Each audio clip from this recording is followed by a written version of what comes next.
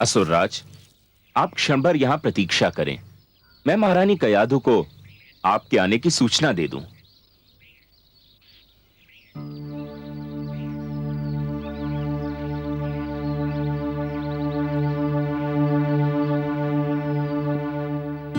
देवी कयाधु,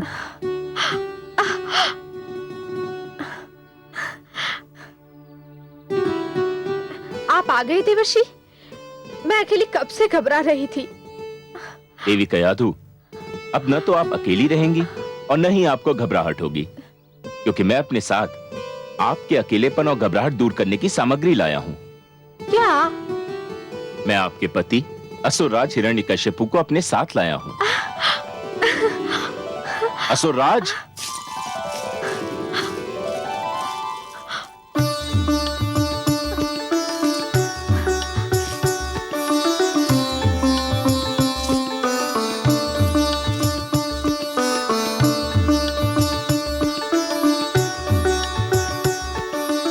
नारायण नारायण।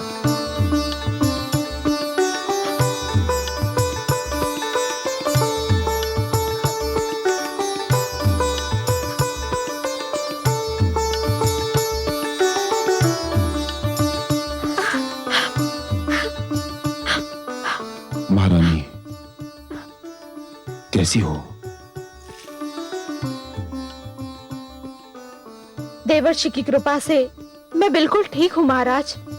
उन्होंने मुझे देवराज से छुड़ाकर यहाँ आश्रय दिया और मेरी ऐसी देखभाल की जो राजभवन में भी संभव नहीं थी। महारानी, देवराज इंद्र को अपने किए का फल मिल चुका है, किंतु देवर्षि नारद के उपकार को चुकाना मेरे लिए कभी संभव नहीं होगा। उन्होंने आपको और मेरी होने वाली संतान को बचाकर मुझे जीवन भर अपना आभारी बना लिया है, किंतु अब आपको चिंता नहीं करनी चाहिए। चलिए राजभवन चलते हैं, हमारी संतान वहीं जन्म लेगी। महारानी। नहीं महाराज। क्यों? इस कुटिया में मुझे वह आनंद और स्नेह मिला है जो मुझे राजभवन में भी नहीं मिल सकता। यहाँ मैंने एक ऐसी सुरक्षा का अनुभव किया है जो मैंने अपने जीवन में कभी नहीं पाई। हे महाराज, मेरी इच्छा है कि मेरी संतान का जन्म यही हो।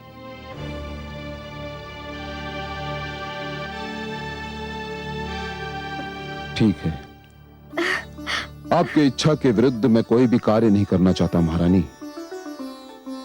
गर्भवती स्त्री को जहां भी आनंद मिले, संतान का जन्म वहीं होना चाहिए। मुझे कोई आपत्ति नहीं। मैं ये समाचार देवर्षि को सुनाता हूं। आप निश्चिंत होकर विश्राम करें। आइए।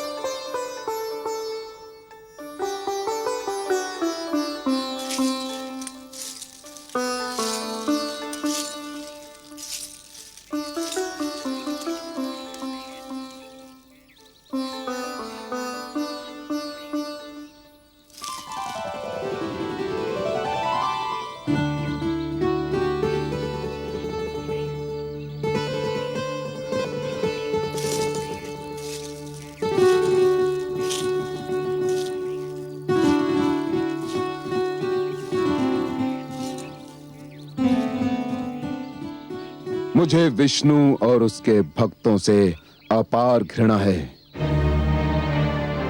मैं ये भी जानता हूं कि आप इस सृष्टि में विष्णु के महानतम भक्त हैं,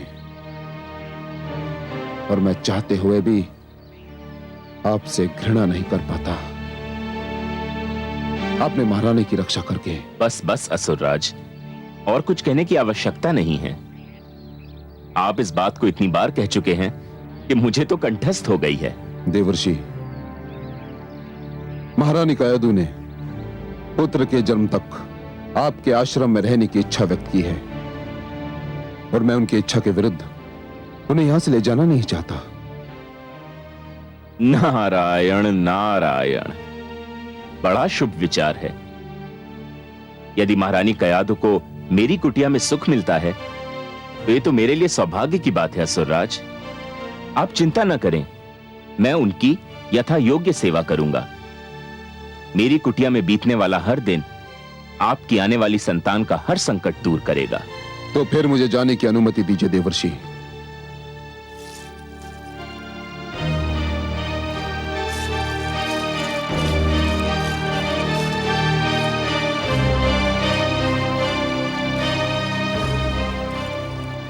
हे नारायण, आपकी लीला भी अनुपम है। आपसे घृणा करने वाले को पता ही नहीं कि उसके अपने घर में आपका सबसे महान प्रेमी जन्म लेने वाला है। नारायण नारायण। भगवान हिरण्यकशिपु की जय।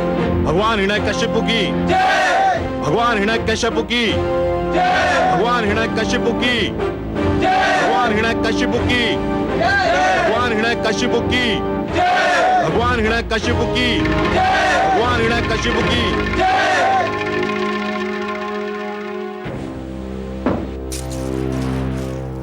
बधाई हो भगवान हिरण्यकशिपु, इंद्रासन पर बैठने के लिए बहुत बहुत बधाई हो।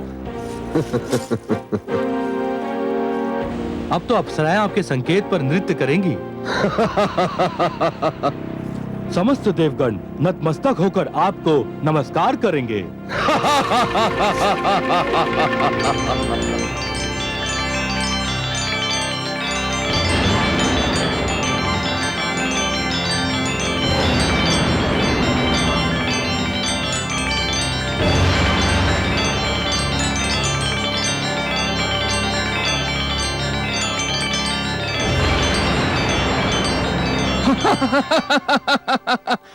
हाँ, मैं स्वरभानु हूं। विष्णु ने मेरा सिर धड़ से अलग कर दिया था, पर वो मुझे मार नहीं सका क्योंकि मैं अमृत पान कर चुका था। मेरा कटा हुआ सिर राहु बनकर और कटा हुआ धड़ केतु बनकर आज भी जीवित है और सदैव जीवित रहेगा। मेरी सभा में तुम्हारा स्वागत है स्वरभानु। धन्यवाद भगवान हिरण्यकशिपु, आपको कोटि कोटि धन्यवाद और कोटि कोटि बधाई भी। देवराज की तो वैसे कई बार पराजय हुई, पर उसकी जो पराजय आपके हाथों हुई है वो अपना कोई उदाहरण नहीं रखती है। ऐसी करारी पराजय तो दानवराज काल केतु भी उसे नहीं दे पाए थे। अब विलंब क्यों कर रहे हैं? विजय समारोह आरंभ कीजिए। इंद्रलोक की सुंदर अप्सराओं से कहिए आपके सामने बधाई नृत्य प्रस्तुत करें। आज तो हर्ष का दिन है, उल्लास का दिन है। हाँ, अप्सराओं को सभागार में लाया जाए।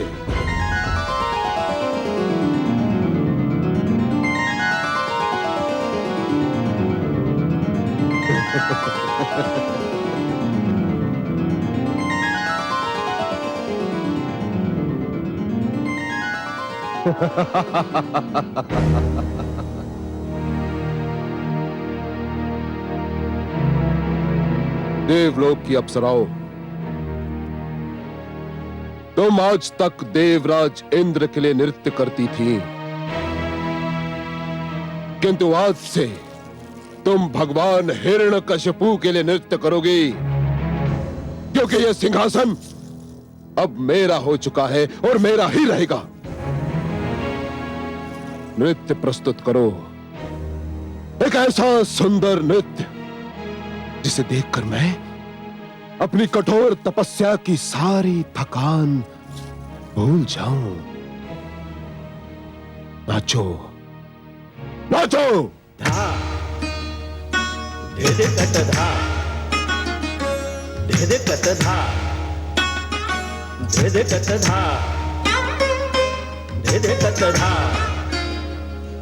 धिदकत धा टिक धा धा टिक धा धा टिक धा होनी होय बड़ी बलवान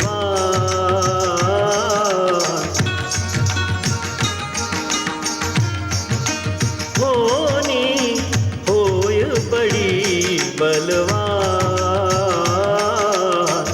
एक वरदान मिला पापी को एक वरदान मिला पापी को बन बैठा भगवान होनी होय बड़ी बलवान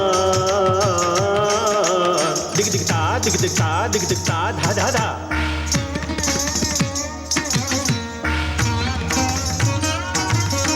धाक तिक धेता ता धे देता धा धाक तिक धे धेता धे देता अहंकार के मधु में फूला करे पाप का काम तत थई तत आथई तत थई तत आथई तत थई तत आथई तत निर्दोषों को कुचले मसले ना जाने परिणाम धाक तिक धाक तिक धाक तिक धाक तिक झट झट ता दया धर्म का अर्थ न जाने दया धर्म का अर्थ न जाने ये ऐसा पाषाण होनी होय बड़ी बलवान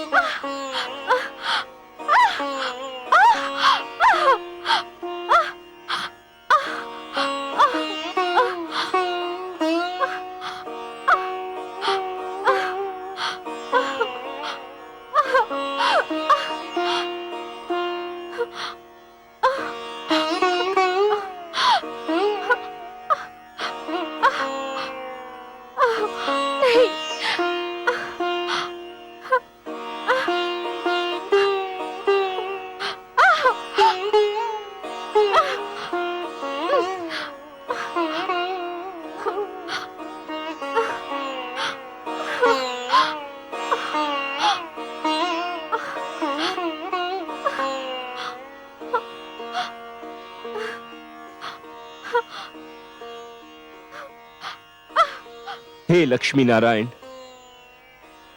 मैंने कयाधु को अपनी पुत्री मानकर यथाशक्ति उसकी सेवा की है, किंतु अब वह जिस अवस्था में है उस अवस्था में कोई भी पुरुष, चाहे वह उसका पिता ही क्यों न हो, उसके पास नहीं रह सकता। हे सर्वेश्वर, मुझे आपकी सहायता चाहिए। अब केवल आप ही मेरी सहायता कर सकते हैं सर्वेश्वर।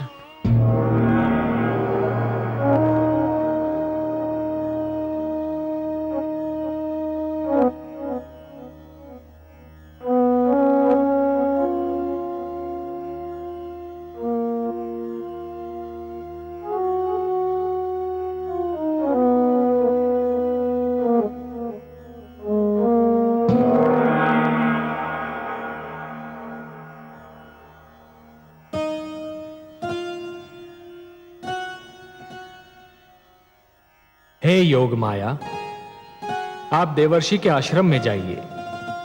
महारानी कयाधु प्रसव पीड़ा की अवस्था में आ गई हैं। उनकी देखभाल का कार्यभार मैं आपको सौंपता हूं। जो आज्ञा त्रिलोकीनाथ।